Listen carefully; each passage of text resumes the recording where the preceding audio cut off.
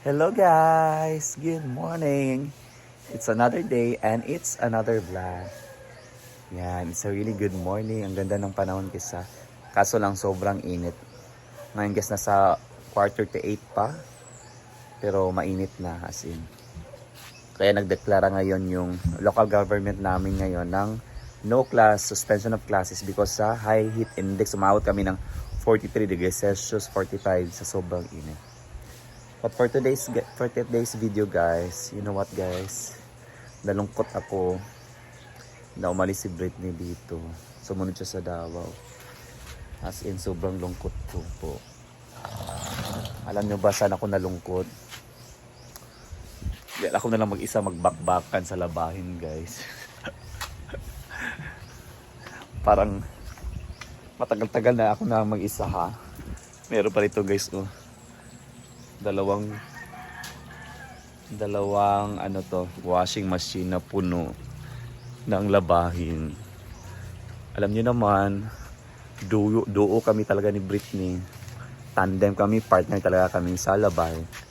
But for now, at sa mga susunod na araw, ako lang muna yung maglalaba.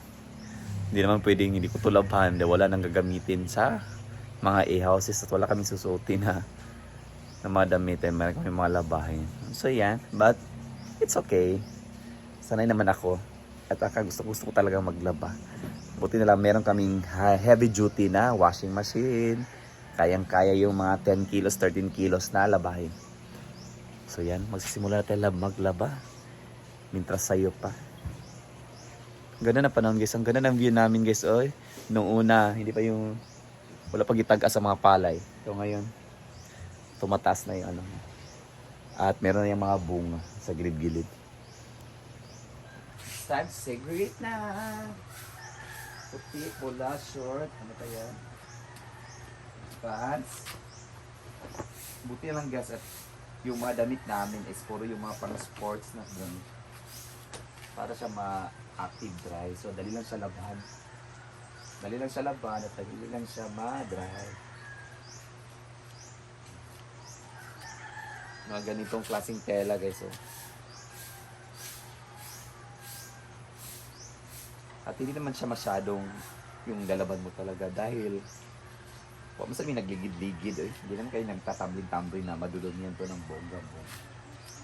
First guys, sigit muna natin mga fancy, mga ganyan, mga ganitong klaseng tela, maninipis lang.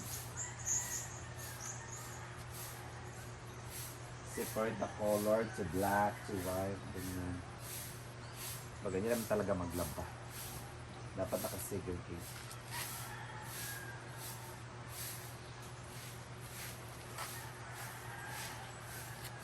Gamit pa namin ni Britney guys since wala si Brenda dito, so wala siya masyadong nagamit na damit. Yan talaga ang nagpapatagal dito guys. Yung mga bedsheet guys, sobrang dami. Lalo na pagpunuan dito pag weekends. Marami talagang nag-i-ihaw. So puno-puno. So need palitan. So yan. Yung mga puti.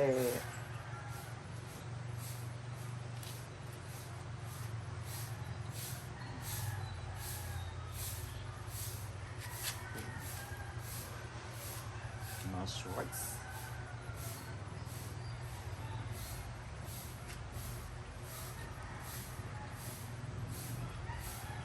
Ito din po ba kayo maglaba guys? Pero uso na rin kayo ang mga laundry. Kaya mas pina-easy na. Pinunto yung laundry guys. Pero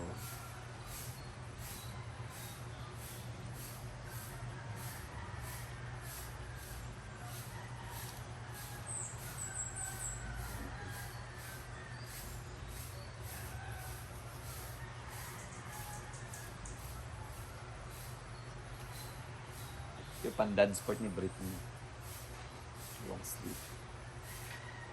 Tingin ka sa black.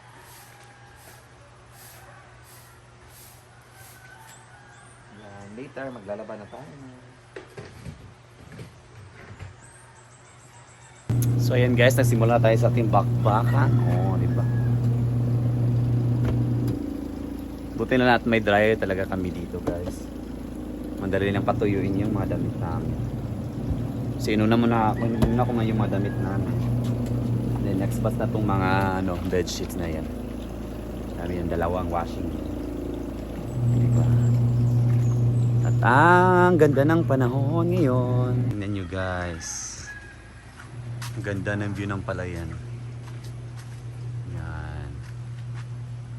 Mas ganda pa to kung magbunga na yan ang palay. Yan.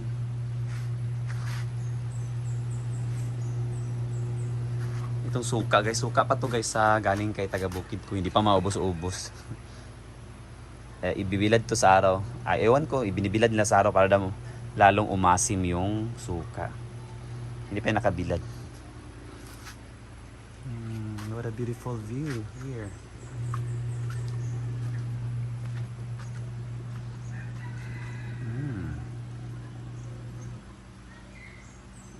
So yan ang view niya guys. So, paglabas, pag nasa ihaws ka yan.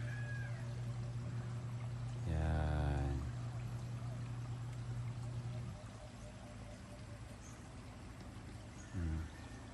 Ito sa ihaws. Yan. Ihaws yan. Pag mag-check-in ka, ito yung view mo sa likod.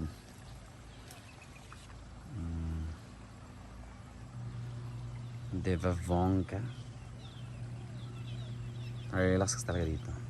So ano pang hinihintay nyo? Punta na kayo dito sa Hinagua Nature Park.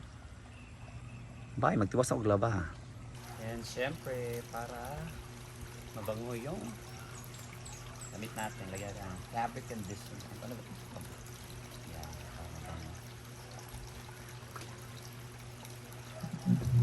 Panunin na ito, perfume. Tama na yan.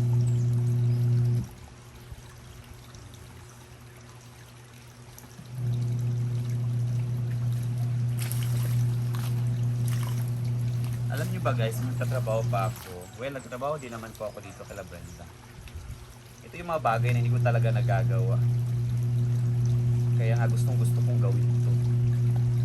Dahil nga pag nagtatrabaho ka, breadwinner ka sa inyong family, sila gumagawa na sa mga ganito bagay, kapatid mong babae, mama mo. Yung uwi ka na lang, magbibihis ka na lang. So yan.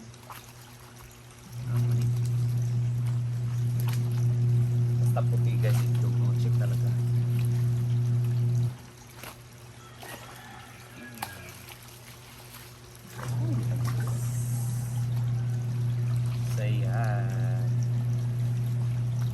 Hirap kaya maglaba, pero isa ito sa gusto kong gawin. Alam nyo ba pag natatapos ko to, ibang feeling, very fulfilling talaga. Pag nakita mo na nakasampay, lalo na pag nakita mo na nakatupi na lahat. Iba yung success na naibibigay sa iyo. Very fulfilling talaga. Kaya salute sa lahat ng mga nanay dyan na laging naglalaba para sa kanilang pamilya. Charis. So yan. Sobrang tahimik sa farm guys. Lalo na umalis si Britney, si Marian kahapon balik sa Manila, si Britney sumunod sa Davao, si Ma'am Gigi pumunta kay Laguen sa Lugait. Dito rin yan sa province sa Misamis Oriental. Pero parang ang alam ko is pupunta yun si Ma'am Gigi sa kapatid niya somewhere in Tagum City. Yan, dun sa Davao yan. Madali lang naman maglaba lalo na pag may washing. Nakaya ko nga nung una yung nag-hand wash lang kami. Wala pa yung bigati naming washing. Tatapon ko lang sa ilog yung mga bedsheet.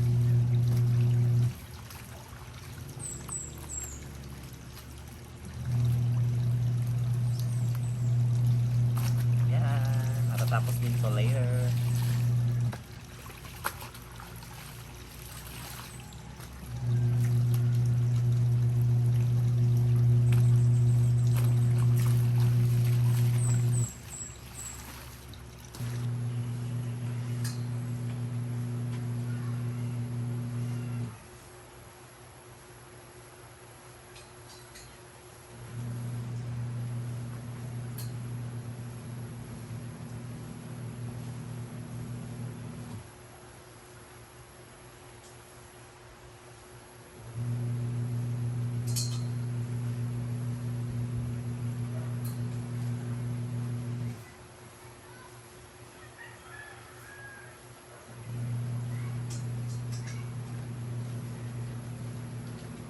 Hindi ko na kailangan. Mas ka na sa aking harapan. Ayan guys, mainit na. So, talian ko.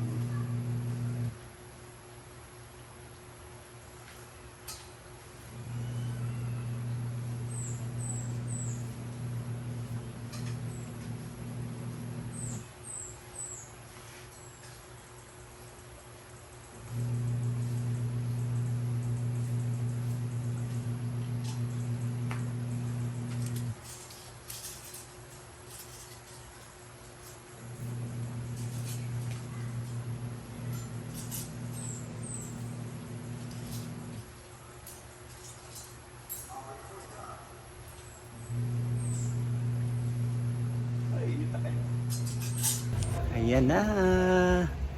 Tapos na. Sa paglaba guys. Yan. Kapoy pero very fulfilling. Thank you so much for watching this video guys. God bless you always. I love you all.